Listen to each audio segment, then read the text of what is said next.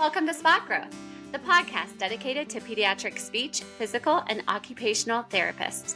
We explore strategies, insight, and success stories to help you elevate your practice. Join us as we spot growth together. Hey everyone, welcome to the SPOT Growth Podcast. This is your host, Aaron Marshall with Extra Mile Billing, and I'm excited because today we are welcoming back the Dream Team. I have in the studio with me Hasina Echoles, Aimee Brueck, and Jennifer Voltz-Ronco back again for another podcast roundtable because you guys just loved hearing their sage wisdom advice.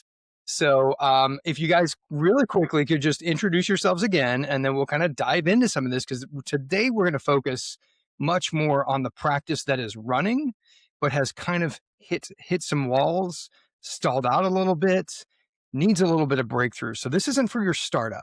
This is for you accelerated growth. This is for you scaling to meet that demand that is certainly out there. So let me start with Aimee. Can you just reintroduce yourself here? Sure. My name is Aimee Brueck. I'm the founder and CEO of Progressive Pediatric Therapy. We provide physical, occupational, and speech and feeding therapy. We have multiple locations, outpatient clinic settings, and we also provide therapy in a variety of community settings, aquatics, PPECs, preschools, and we have about 80 therapists that includes administrative staff. And we also have a nonprofit wing that is focused on education, workforce development, and caregiver support.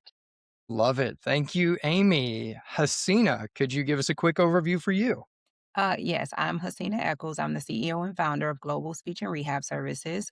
We provide speech therapy and feeding therapy. We also do hearing and vision screenings for about 4 to 500, 0 to 3. And we have a summer camp that we've also branched out. We have about 30 therapists between our schools, our office, telehealth, and our school contracts. Fantastic. And Jen, could you follow up with what you're doing lately? Sure. Thanks for having me back. I'm Jennifer Voltz-Ronco. I am the owner and founder of Focus Therapy down in Fort Myers, Florida. We are a pediatric outpatient clinic that provides speech, occupational, physical, behavioral, and feeding therapy. We have been around since 2011. I have approximately 40 people on staff at the moment, and I'm also the president of the Alliance for Pediatric Therapies, which is membership across the state of Florida for owners like ourselves here. And I do a lot of advocacy work with these wonderful people here today.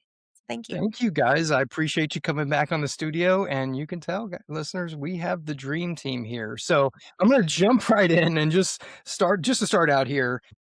My first question would be, what's a decision that you made during that growth phase that kind of became a little bit too expensive and unsustainable as you realized that you wanted to scale a little bit more? Anybody have one? Yeah, I man. I opened a second clinic and I crashed and burned. So I will be honest right there. Did not work. Interesting. Did not So work. what was the crux of how did the second clinic not quite meet the culture maybe of the first clinic? What was the situation there?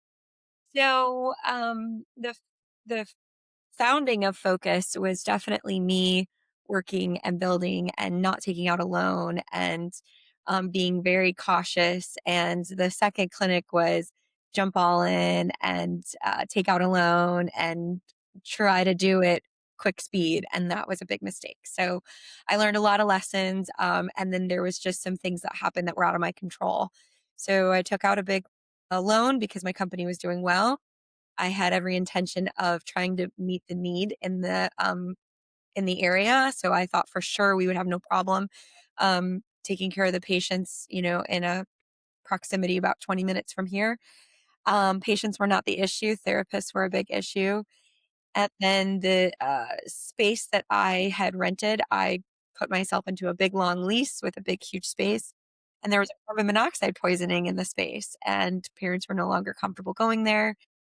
And it wasn't just like somebody that I had a close relationship with this lease that I bought into. It was some bigwig people that were not going to let me out, even though it was completely on them. And I trusted that we were going to come up with some kind of compromise because I had to immediately move people out of the space because of that carbon monoxide leak. People got sick, patients, my staff. It was really, really bad. So those are things that are just out of your control. Yeah. It was an expensive mistake that I made.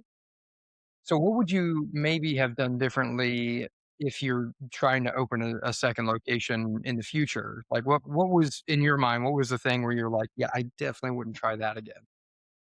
Location is very important, and I spent a lot of time looking at location of what would be the best place for the need, and then also where I could have it staffed.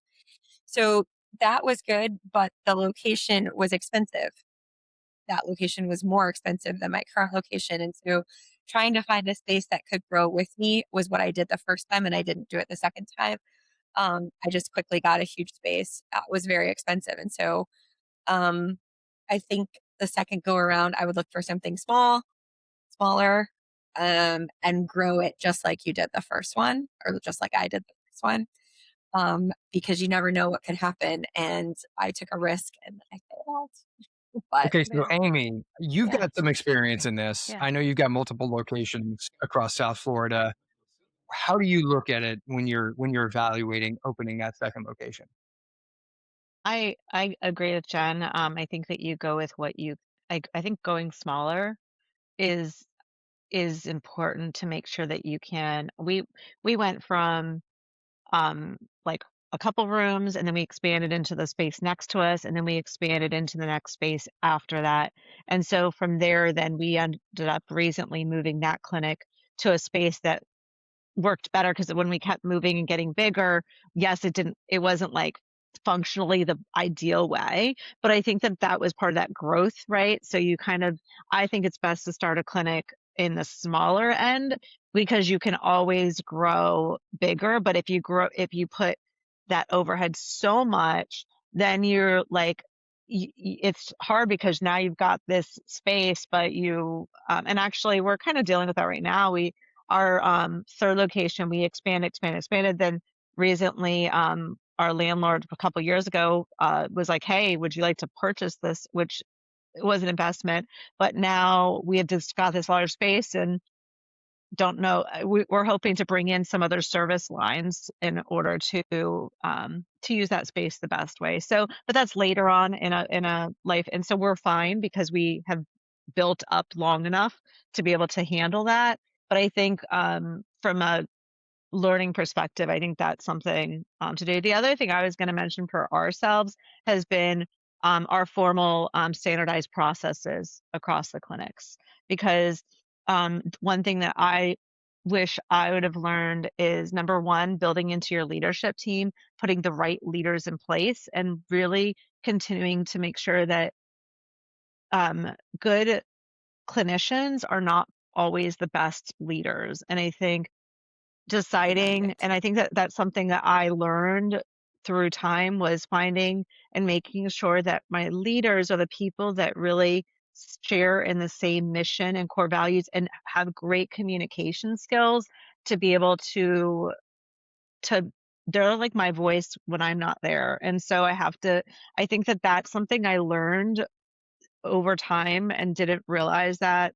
And it's something that really did cost me, because I lost workforce, Hmm. great clinicians, because I didn't recognize that earlier on. And I think that's something. And then formal processes, standards, because when people have when you have things in writing, um, and we are constantly redoing our processes. We're constantly Mhm. looking at it, and we're constantly reflecting based on feedback we get from our clinicians on, like, oh, this isn't clear, or this process. So I think super important to standardize your processes, so that when someone asks the question, you don't give them the answer. You tell them to go back to the Handbook. place to find the answer. And if you can't find that answer, then that means you need to write that answer down. So I think delaying my formal systems, and then also my leadership structure, is what cost me more. And I think that I took on so much myself that I didn't trust, like, not that I didn't trust, I didn't invest because I was doing so much myself at that time. Same. Yeah, So giving just a up. follow-on question to Yeah, this though, do any of you guys use like a personality profile, personality test when you're hiring just to see if it's like maybe the right fit, the kind of therapist that will do well in one role or another role? Is there anything like that? I don't do as an actual personality test, but what I do is, when you're first hiring, I like to promote leadership from within. It does not mean that all leaders need to come from within. We're considering at this point maybe looking at leadership from the outside, and that's where a personality test might come into play, Aaron. But typically for us, we've always done that from within, so we can really get to know that person, and find their strengths. And I think that we run a very much of a strength-based approach when we're hiring. And so I think that looking at each person's strengths and then utilizing them to the best abilities. But I haven't personally used a personal or a personality test. We use actually the Clifton Strength Finders. Oh, So okay, that's yeah. actually what we use for our leadership team. So when someone's part of that leadership team, we have them do that. And then we have an executive coach we use that helps us to mold that team together to then say like, okay, I'm really good at this, and but that's my blind spot, and she's really good at that, but that's her blind spot. And then how do we um, get together and then be the best leadership team for our staff? So I guess that's what we use as our personality is the Clifton Strength Finders. Love it. Yeah, no, that's a great one to use. Done a lot of work with that one, and yeah, that and using an executive coach, I mean, that's huge. That's a huge difference maker. So one last thing before we move on here, there there are just some systems that can't handle the scale of being able to grow, and they kind of hit their ceiling. Were there any systems in your businesses that you hit a certain point and you were like, "Yeah, I gotta change this out. This is not it worked when I was small. It is not working as I'm growing." Is there anything like that that you could think of off the top of your head? I can. I think our communication system, the way that we thread everything together, because we do have an EMR, we've always had one, but I've noticed that these EMRs they lack a real place to communicate across teams, right? So I'm not always in the office, and not having a place to formally document conversations with parents and therapists, and keeping track of things, keeping track of the wait lists and evaluations. And I haven't my EMR didn't do that, and I've demoed a lot, and they all have little pieces, but I've not seen one that has every single thing that we need. And so we had to find a system, and we started using Asana as our tracker communication. Okay. And we use it, and now every single thing that we do is there, and it really improved our communication across teams, right? A parent calls and they say anything, everything documented in real time. And so not having that way to thread communication between the owner, just to say, well, what's happening? So for me, I can be anywhere in the world, and I can open up Asana, and I can find out in real time, as long as the staff is following procedure. I can find in real time what's going on with every single patient. I know who missed, I know who came late, I know who got picked up late, like down to, and it's just a big dashboard that we open up. And that was, I think, a game changer, because that was breaking us. We had poor communication, we things were falling through the cracks, and I'm like, what? This is not working. And I think that was one of the things that we did. And as long as the team follows the system, right? Because you can put a system in place, people have to follow it, and as long as they're following it, it works really, really well. That's it. That was breaking us. I love that. I think that is so crucial, and something that, when you're examining the technology suite that you need to open an office or, scale the office, it's probably not one of the things on the forefront of your imagination. So, I mean, that's gold. You really have to have a good communication system and then an SOP to follow that. So, thank you for bringing that up. I think Um, also, I was going to say systems are super important because, and I think you always have to be looking at your systems and your efficiency Mhm. and kind of, it's something that I am always looking at because um, inefficiencies in your systems can break even your cash flow, Oh, your yeah. billing, your intakes, your authorizations, your scheduling, your daily notes, your evaluations, systems are always having to be looked. So as an owner, all of us are therapists. I mean, we all are. And we've had to learn that business side of like efficiency and systems. And I think each one of us has our own way of looking like, I mean, Hasina, I'm like, oh, I'm gonna go look that up. Like, haven't used that one before. But her, as you heard from us, all three of us have different types of practices too.